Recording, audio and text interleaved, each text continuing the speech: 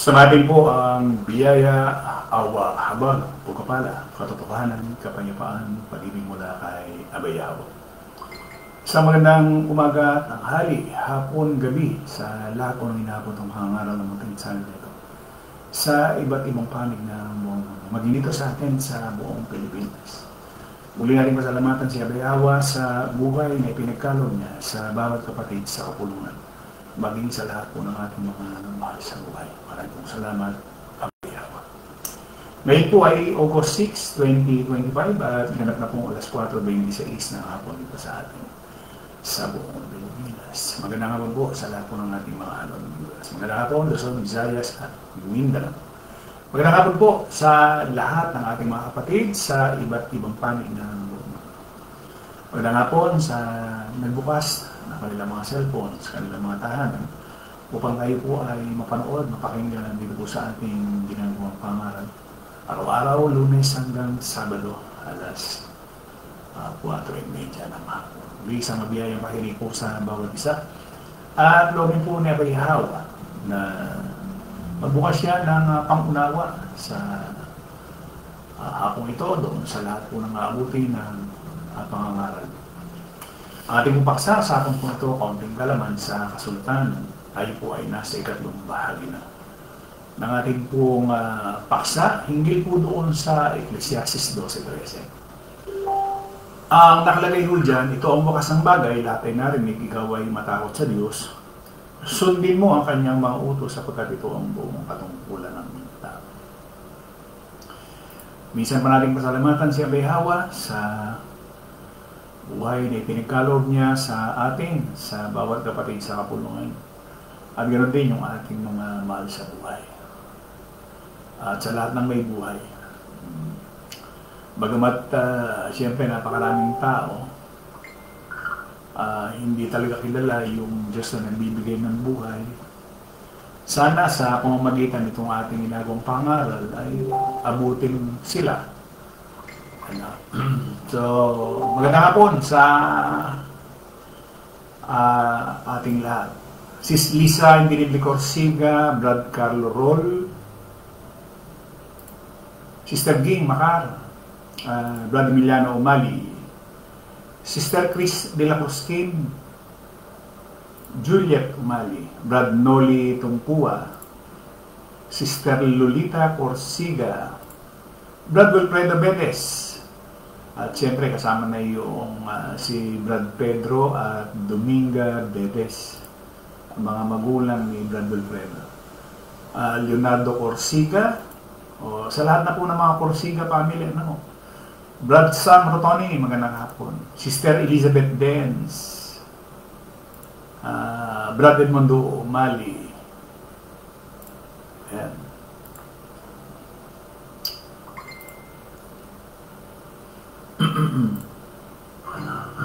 So,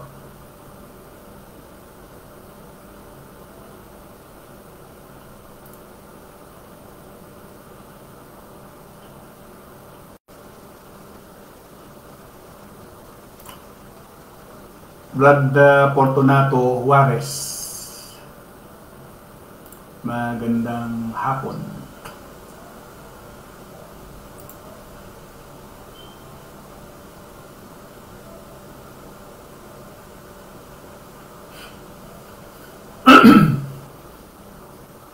Alas 4:30 na, no? So, tuloy na tayo dun sa ating paksa. So, pangatlong araw ito ng ating paksa, no? Bakit ba napunta dito doon sa mga manggagamot itong ating paksa? Kasi nakalagay ho doon sa Ecclesiastes sabi niya, ikaw ay matakot sa Diyos, sundin mo ang kanyang mga utos sapagkat ito ang buong katungkulan. Kasi nakalagay doon sa 15:26 ng Exodo, meron kasi ho doon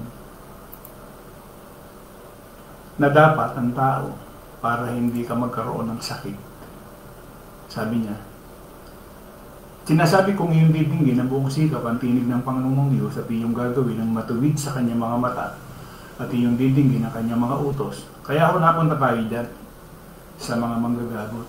at gaganapin ang lahat ng mga palatuntunan, wala akong ilalagay na karamdaman sa iyo. So dahil yan, karamdaman, sakit, na gaya ng inilagay ko sa mga Ehipsyo sapagkat ako ang Panginoon na nagpapagaling sa iyo. Kaya ho tayo napunta doon. Baka humamaya, akala nung iba inaligaw tayo doon sa ating tinatalakay. Hindi ho. Kinakailangan ho natin yung konteksto na makita. Alam niyo ba ho yung MD? Yun yung medical doctor. Lahat ng doktor ngayon, ganyan. MD. Sa pananaw ho kasi nung iba, bagamat medical doctor ang taguri, pero meron ng mga doktor, hindi medical doctor. Ano ang nasa isip nila? Medical DT. Ano yung DT? Parang sila ho yung may kapangyarihan na bumuhay at pumatay. Sila yung nagiging Diyos. Kaya imbis na medical doctor o MD, MD rin. Kaya lang, medical DT. Naintindihan po ba natin yan? Naunawaan po ba natin? Kasi inaakala ng mga manggagamot, ng mga doktor, sila na yung Diyos eh.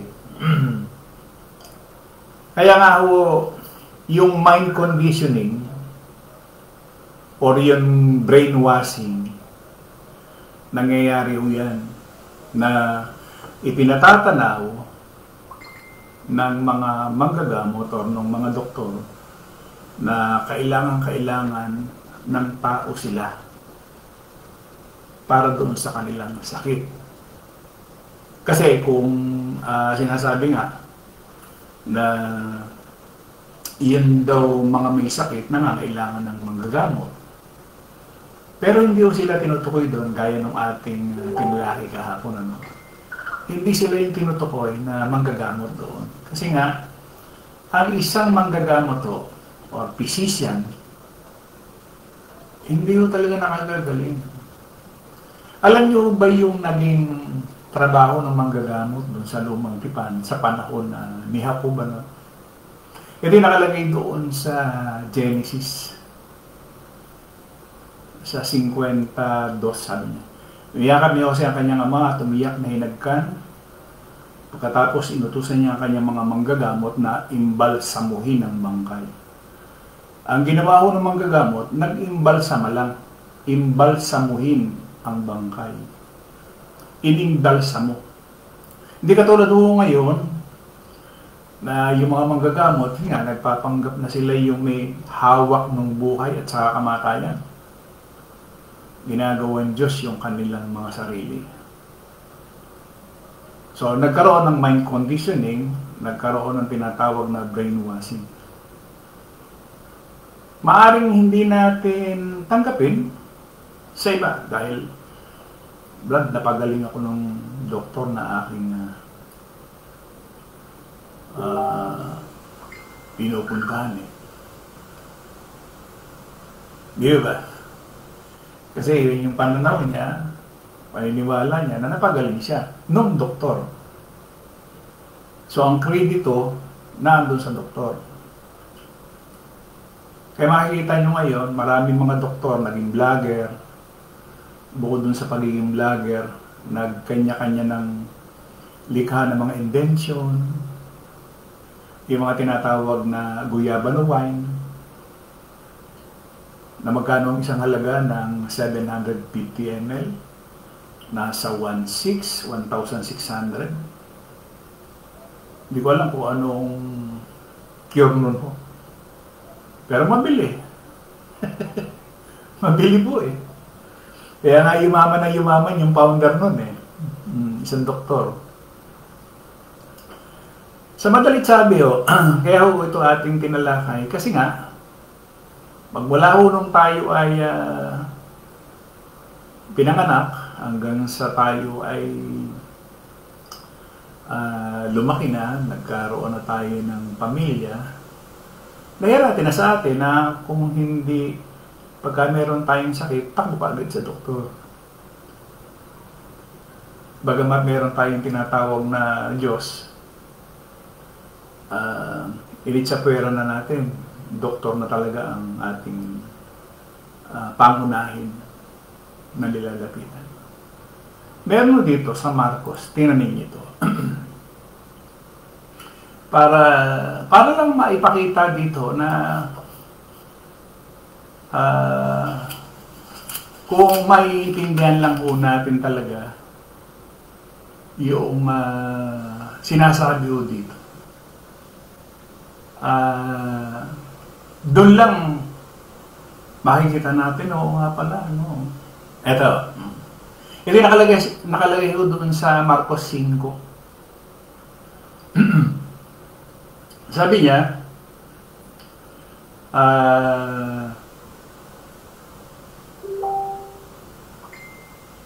25. Kasama rin doon ang isang babaeng 12 taon ng dinudugo. 12 years na dinudugo. Alam niyo, sabi ng kasulatan, yung 12 taon na dinudugo. Matindi ho yan. Oo, salot. Ang tawag ko dyan ay salot. Hirap na hirap siya sa sakit na yun at marami ng doktor ang sumuri sa kanya. Naubos ang kanyang ari-arian sa pagpapagamot, ngunit hindi pa rin siya gumagaling. Sa halip, lalo pang lumala ang kanyang karamdaman. Merong isang doon sa version nung alam niyo ba ang nagpahirap dito sa babaeng ito? Kung sino? Yan niyo Sabi niya dito, Marcos 5:25, isang babae na may 12 taon ang inaagasan at siya'y napahirapan ng maraming bagay ng mga manggagamot. Ibig sabihin, mismong manggagamot ang nagpahirap na sa kanya. Pero naman 12 years. 12 years na yung kanyang agas. At isa pa, ang nagpahirap sa kanya ay manggagamot. Nagugol na niya ang lahat niyang tinatangkilik. Hindi gumaling ng kaunti man, kundi bagkos pang lumabas siya. Pagkarinig niya ng mga bagay tungkol kay Yahweh, siya ay lumapit siya sa karamihan, sa likuran niya. Hinipo ang kanyang damit. Sapagkat sinasabi niya, kung mahipo ko man lamang ang kanyang damit, ay gagaling po. Wala akong bertod yung damit. Wala. Ang nasa isip niya, mahipo ko lang, gagaling ko. Yung pananampalataya niya. At pagdakay naampat ang kanyang agas at ang kanyang naramdaman sa kanyang katawan na magaling na siya sa salot. Yun tingnan nyo ang termino, salot. Pagka pala ikaw ay merong sakit, ang termino ng kasulatan, salot. At hindi yan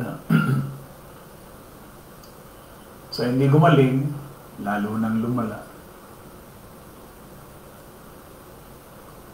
So kung ganito ang sinasabi ng kasulatan, base dun sa paniniwalang ng napakaraming tao na ang manggagamot o doktor ang nagpapagaling. Halimbawa, pag pinag-isip tayo, halimbawa, meron kang kamag-anak na merong sakit. Ilang panahon na ba ang ginugugol niya halimbawa sa paggagamot? Ang tanong doon, gumaling ba? So kung hindi, ibig sabihin, walang saysay. Walang kabuluhan yung mga gamot at saka yung doktor. Kasi yan, 12 taon na dinudugo. May agas. Hindi ba? Kasi sabi niya, kung mahipo ko lamang ang kanyang damit, gagaling ako. Dahil nakakahiya ang kalagayan na babaeng ito dahil siya'y marumi sa seremonyal na paraan. At hahatulan dahil sa paghipo kay Yahweh siya o maging sa madlang tao Nais niyang gawin ito ng palihim. Hindi niya hayagang hilingin kay Yahweh siya na gumaling, ngunit iniisip niya, kung mahipo ko lamang ang kanyang damit, gagawin mo. Di ba? So walang magic ko doon, walang mahika yung kasuotan ni Yahweh siya.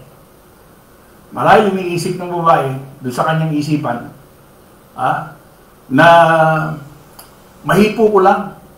Di ba may nangyari yan doon sa mga gawa 5:15 hanggang 16 na ultimong anino ni Pedro? Sabi doon, ano pa nilabas nila ang mga may sakit sa mga lansangan at iniga sa mga higaan at mga higaan upang ang anino man lang ni Pedro ay dumaan sa ilan sa kanila. At ang isang karamihan din ay nagtipon mula sa nakapalibot ng mga lungsod hanggang sa Jerusalem na nagdadala ng mga may sakit at yung mga pinahihirapan ng maruming espiritu at silang lahat ay gumaling. Hindi, doktor. Yung panyo ni Pablo dun sa 19:11-12 ng gawa. Ngayon ang Diyos ay gumawa ng mga di pangkananiwang himala sa pamamagitan ng kamay ni Pablo. Kung kaya't kahit na mga panyo o mga tapis ay dinala mula sa kanyang katawan sa mga may sakit at ang mga may sakit ay umalis sa kanila at ang masasamang espiritu ay lumabas sa kanila. Si Pedro, si Pablo. Ginaya ho yan ang mga born again. Paano mong gagayahin? Nasa laman ka, iyong mga alagad may patnubay ng espiritu. So, hindi magagawa. Fake. Hindi sila kumonsulta sa doktor, hindi sila dumako sa manggagamot, kundi sa mga apostol. Pedro, si Pablo.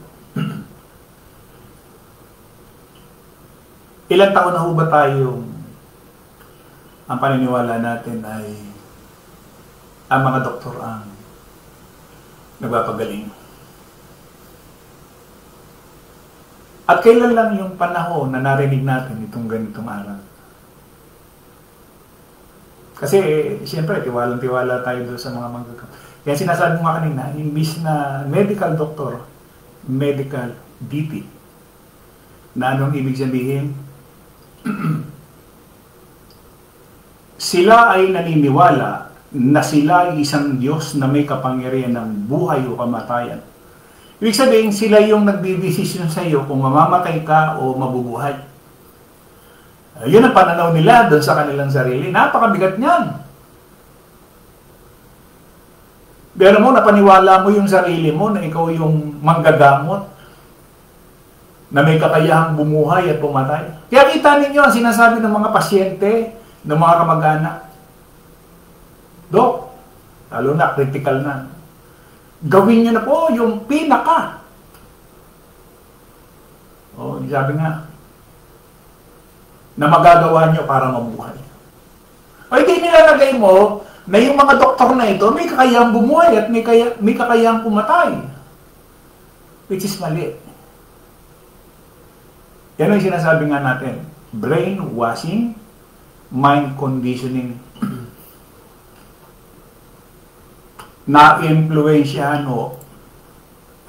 Ito ay upang maging sanhi ng isang tao na mag-isip o maniwala sa isang bagay sa pamagitan ng paggamit ng mga pamaraan na hindi makapag-isip ng normal ang isang tao.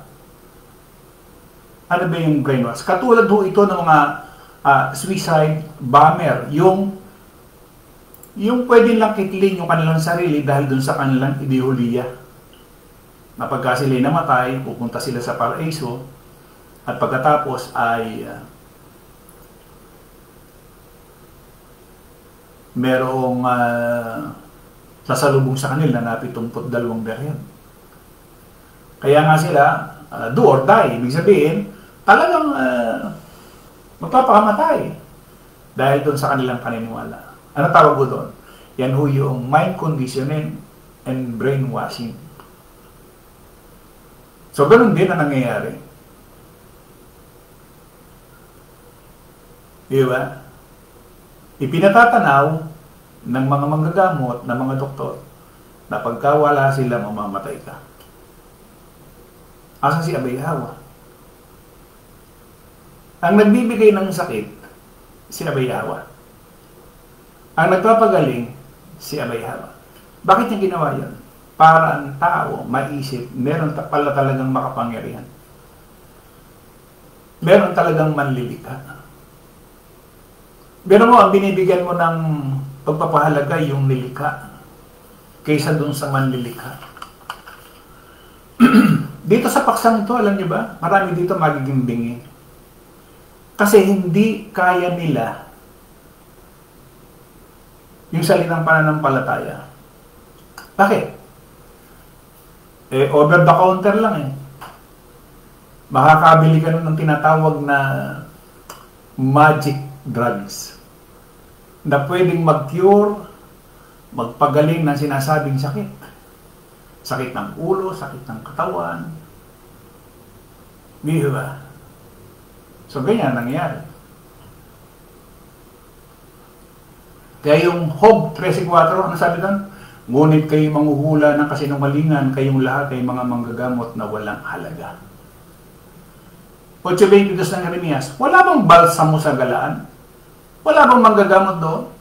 Bakit hindi gumaling ang kalusugan ng anak na babae ng aking bayan?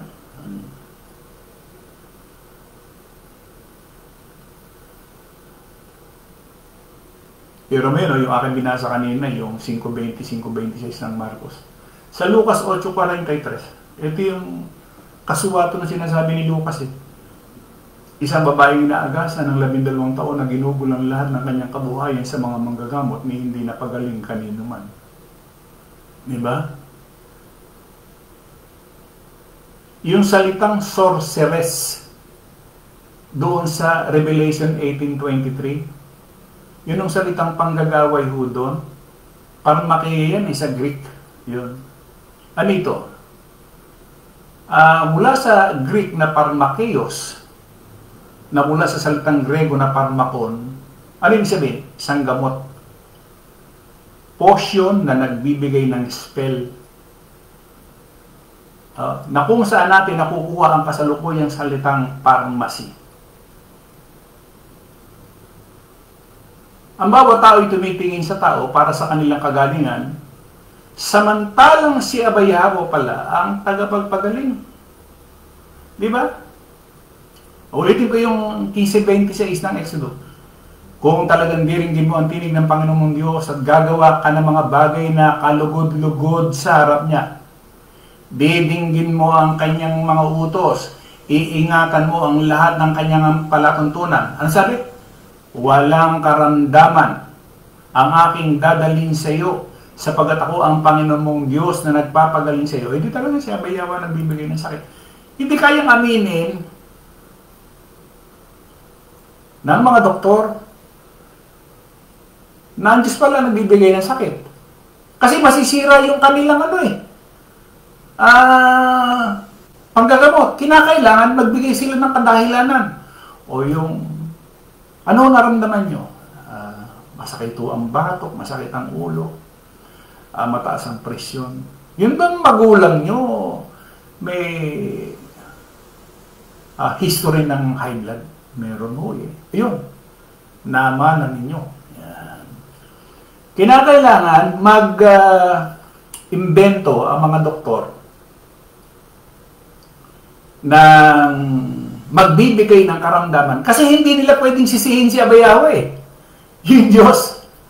Hindi nila pwedeng sisihin yung Diyos. Na siya pala yung nagbibigay ng sakit. Di ba? Wala yung profesyon nila. Hindi nila pwedeng sabihin na siya yung nagpapagaling. Di ba? Yung sinasabi nila na kami ho'y tagapagbalita lamang. Ang Diyos ang nagpapagaling. Ano yung kapaimbabawan yun? Bakit? Bakit kapaimbabawan? Sabi ng doktor yan. Natural yung sarili nila, yung kanilang itinataas doon. Kaya nga nag-iimbento sila na kung ano-anong mga itsura ng gamot, mga herbal, guyabano, banaba, bayabas, ano-ano, yung mga nilikha, Meron pa nga humatong na, biro mo, pagka ikaw ay meron ng diabetes, hindi ka na pwedeng kumain ng mangga, hindi ka na pwedeng kumain ng saging kasi matatapis na ang wika yan. Papaya, hindi na pwedeng kumain.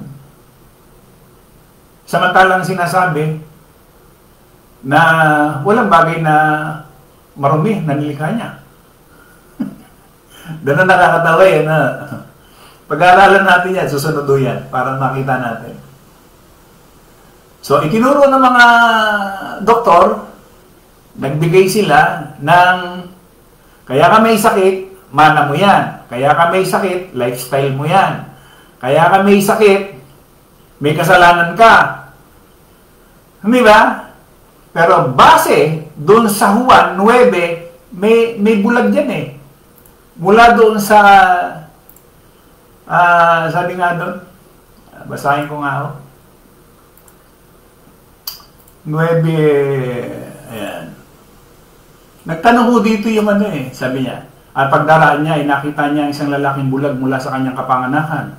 At tinanong sa kanya ng kanyang mga alagad na nangagsasabi, Rabbi, sino nagkasala, ang taong ito o ang kanyang mga magulang upang siya ipanganak na bulag?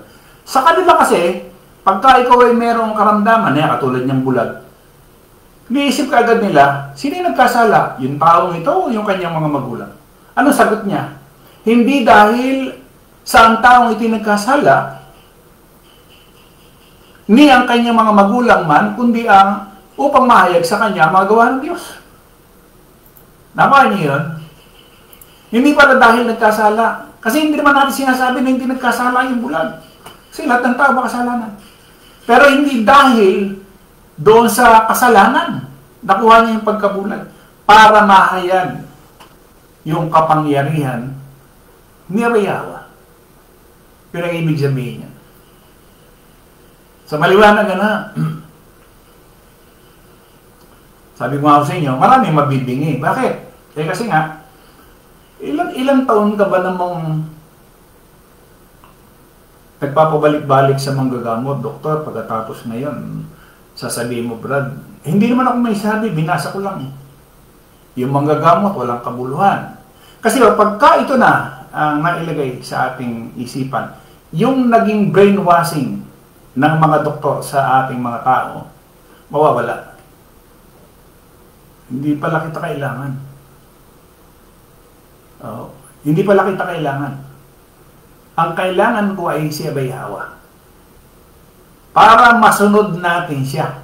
Kasi kung masusunod na natin si Yawa, wala na siyang sakit na ibibigay. Wala na siyang karamdaman na ibibigay kung masusunod natin yung kalooban. Kaya pala, mayroong karamdaman. Depende. Katulad nung naging karamdaman ni Job, sinubok siya. Yung karamdaman ni Haring Asa, imbis na sa kay Yawa lumapit sa manggagamot, namatay. Mamamatay tayo lahat. Pero, di ba napakasarap na naiintindihan natin o ipinaunawa sa atin ng Yawa? May yung buong pagsamba natin, pagsunod, kay Yawa, hindi na sa tao talaga. Ang hirap pagka sa tao ka umaasa. Minsan, 10 oras ng gabi, sasakit ang ulo mo, mangi-istorbo ka ngayon. Di ba? Nakailan daling ka sa ospital. Kasi yun yung naisip mo eh. Pero kung ikaw, buo yung pananampalataya, kung mamamatay ka, katakdaan na sa iyo, wala tayong magagawa. Di ba? Pero yung maratel ka, kasi nga, hindi mo alam eh. Wala sa iyong ganitong pagkaalam na yung palang mga manggagamot, yung palang mga doktor, walang saysay, walang kabuluhan. So kung ang naisip mo ganon, bakit ko pa hahangarin? Kung mamamatay ako, katakdaan na ni Yawa yun. Kasi nga, ang hirap tanggapin eh. Sa isang iglap, Brad, sa isang sandali, yung aking paniniwala, sa loob ng 40 taon, 50 taon, tapos ngayon, isang iglap. Yung hinahangaan kong manggagamot, yung hinahangaan kong doktor, Diba? Kaya nga yung iba, sinamba na yung doktor eh. At ang napakabigat ganito. Eh di inaakala mong yun yung nagpagaling sa'yo. Irereto mo ngayon sa iba. Let's say kamag-anak mo, nagkakalat ka ngayon nung kasinungalingan. Ang galing ng doktor na yan. Ang ikinakalat mo, hindi si Abayawa, kundi yung doktor. Eh, paano kung si Abayawa ikalat mo na nagpagaling sa'yo? At hindi yung doktor? Ano? Si Abayawa ang dapat nating ikalat dahil siya yung may hawak ng buhay. Nasa kanya yung buhay. Yung buhay, yung kamatayan, na kay Abayawa. Di ba? O, dosages ng Job. Nasa kamay niya ang kaluluwa ng bawat bagay na may buhay at ang hininga ng lahat ng mga tao. Wala kay Dok. Naging instrumento ka ngayon doon sa pagkakalat ng kasinungalingan na si Dok ang nagpagaling sa iyo. Diba? Hindi mo ngayon maipakilala na si Abayawa pala yung nagpapagaling. Hindi mo ngayon nasabi na si Abayawa pala yung nagbibigay ng sakit. Bakit? Nahihiya ka. Nahihiya ka na kaya ka nagkasakit, may kasalanan ka. Eh, hindi ka naman dahil nagkasakit eh. Dahil may kasalanan, yung 9-1-2 nga ng Juan eh. Hindi kasalanan ng magulang, hindi kasalanan ng anak. Kaya naging bulag siya. Yun ay para lang ipakita yung kanyang kapangyarihan na itong bulag na ito, pwede niyang padilatin sa pamamagitan ng kanyang kapangyarihan. Si Lazaro, patay. Yun ang dapat nating maintindihan, makita. Pagka yung brainwashing at saka yung mind conditioning ng mga manggagamot nawala sa atin, si Abayawa na lang ang naging tagapagpagaling natin. Ang laki ng mawawala. Di ba? Sabi noong iba,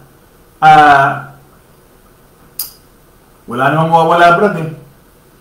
Yung sinumukan ko na uminom ng banaba, ginawang tsaa, yung ang tawag ko doon sa malunggay, lahat ng pagkain yan.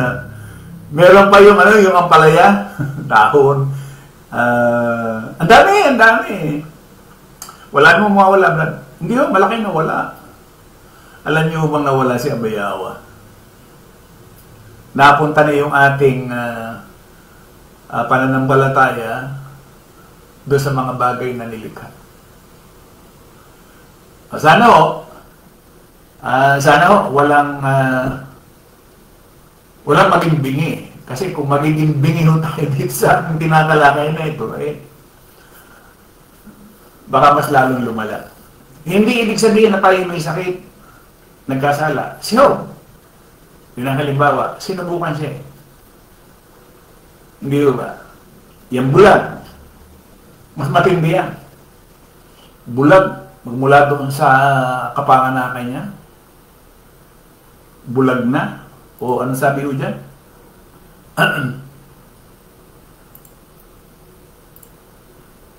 Mula sa kanyang kapanganakan, lalaking bulag mula sa kanyang kapanganakan. Sabi niya. 3, sumagot si Yawa siya, hindi dahil sa ang taong ito'y nagkasala, niya kanyang mga magulang man, kundi upang mahayag sa kanyang mga gawa ng Diyos. Di ba? O yun, loobin ni Abayawa. O pangatlong araw natin, mga kapatid. Maikli ang panahon, ano? Maikli yung panahon kontra dun sa dekada ng gawin natin. Pag may sakit, takbo kay Dok. Dapat pala, kaya Abayawa. Kung hindi natin kaya, isang ganun daw eh. Hindi tayo kay Abayawa. Kasi yung pagkatakot, pasimulain ng karunungan eh. Kung wala tayong takot, hindi tayo magkakaroon ng ganitong karunungan. Mahirap. Mahirap kalabanin ng sarili. iniisip mo kasi mas magaan na bumili na lamang ng yun sa counter ho ba ng mga alam mo, Mercury o benta counter. Pero mo, halagang 5 piso lang mawawala na yung sakit ng ulo. Diba? So yun mga kapatid, lobin po niya may hawa. Bukas, ituloy po natin. Yung palang MD, hindi na medical doctor, kundi medical dietic. Diyos siya. Na meron siyang kapangyarihang bumuhay at saka pumatay. Ang doktora, gawin niyo na ho yung pinaka-the best na magagawa niyo, Dok. Mabuhay lamang ang asawa ko. Tapos meron pa yung humihingi ng panalangin. Kahit sino na lang, hinihinga ng panalangin. Yung kanyang kapitbahay na Katoliko, yung kanyang kapitbahay na Iglesia ni Cristo, yung kanyang kapitbahay na Seventh-day Adventist, lahat ng reliyon, hininga ng panalangin. Sa palagay niyo ba didinggin yan? Di ba? Hindi ho nakita ko natin, pinakamahigpit natin kalaban, sarili natin. Di ba? Sana maging katulad tayo ng babaeng inaagasan. Yung 12 taong may sakit ka na salot, ang salita niya, mahipo ko lamang ang damit. Pinagaling siya sa kanyang pananampalataya. Mahipo ko lang. Inabot niya. O, pagdakay na 4 ang kanyang agas. Salot! Salot ang tawag no? So, yun po. Magandang hapon po sa lahat po ng ating mga viewers. Teka.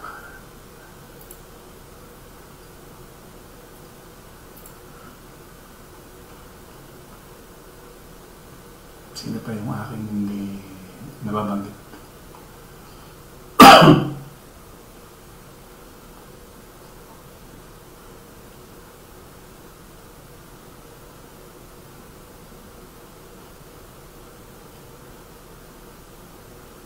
Sister Cristina Juarez, si Brad Sam Rotoni, Jen L. Juarez, Rosly Bandojo, Sister Loren Paulan Fernandez, Leonardo Corsiga, Sister Shirley Reveriza, Cecil Mañoso, Joel Suela.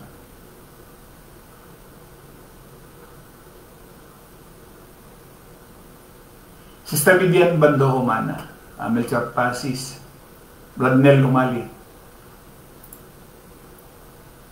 Brad Rodelio Naba, magandang gabi na sa iyo dyan. Sebastian Juarez, Sister Lori Calderon,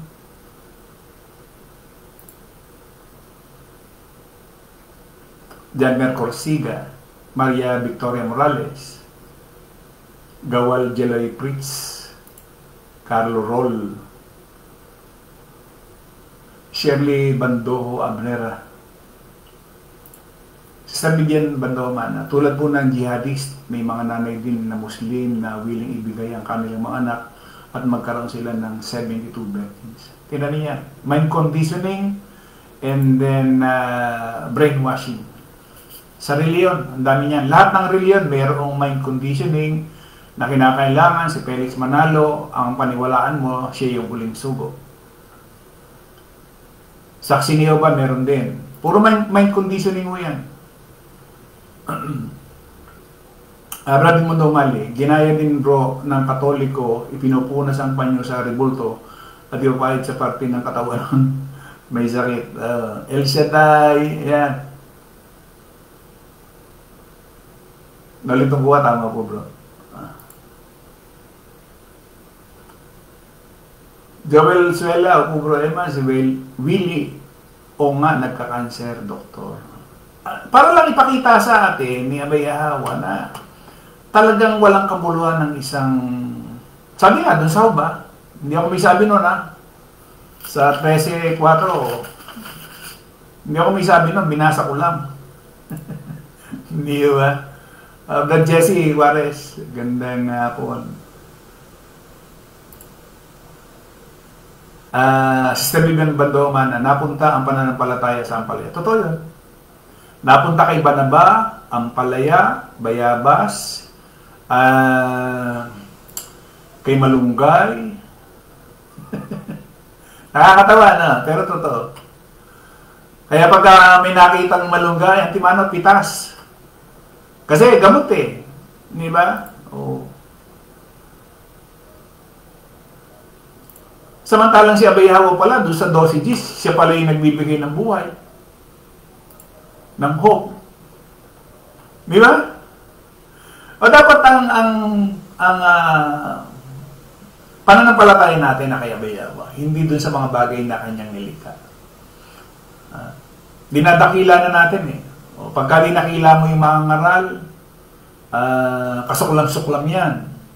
Pero mo si Soriano, anong sabi? Yun daw ihi Sariling ihi mo, pwedeng panggamot. Tapos, may nagtanong sa kanya, kayo ba umiinom ng ihi nyo? Alam niyo sagot? Ba't man ako iinom ng ihi ko? May pambili naman ako ng gamot. Doon lang pala sa mga membro na walang pambili. Liw ba? Si Sir Maria Victoria, dito nga bro, maraming maintenance.